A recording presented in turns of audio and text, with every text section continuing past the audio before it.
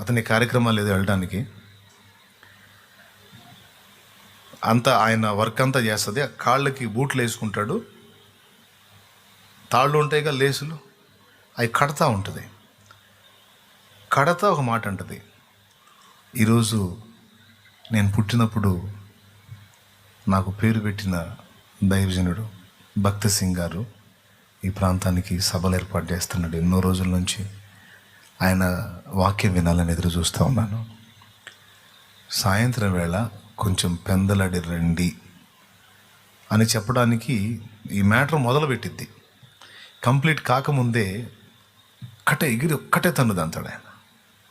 అలాగే ధనామని దేనికో పొడుచుకుంటుంది, ఆ మంచం దానికి పొడుచుకొని పగిలిద్ది, ఇక్కడ బ్లడ్ వస్తూ ఉంటుంది. ఆ శబ్దానికి అతని తల్లి పరిగెత్తుకుంటూ వచ్చింది. పడిన శబ్దం ఇది. ఏమైంది అనుకుంటా.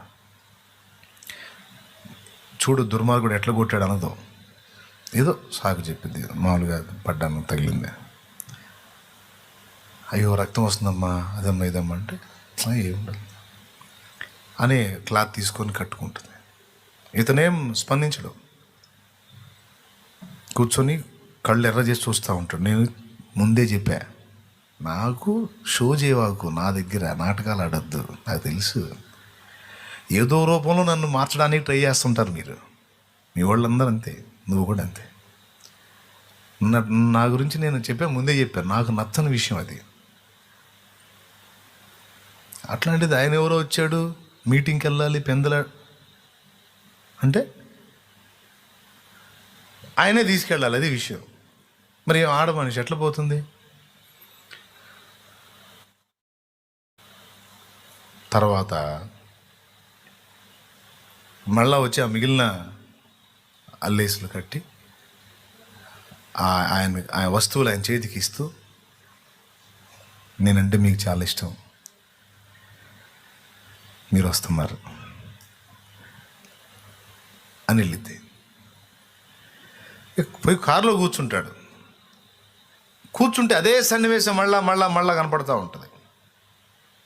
ఒక బలమైన దెబ్బని ఈయన కొట్టడం, తల పగలటం, రక్తం రావటం, అంత తీవ్రమైన ఇబ్బందిలో ఉండి కూడా తల్లిని చూసి దాని మీద మార్చి చెప్పడం, కనీసం ఇంత అసహ్యం కూడా, కనీసం ముఖంలో మార్పు రాదు. చిరునవ్వుతో ఏమీ జరగనట్టే స్పందించి అతన్ని సాగనంపటం, రిటర్న్ మళ్ళా ఆ విధంగా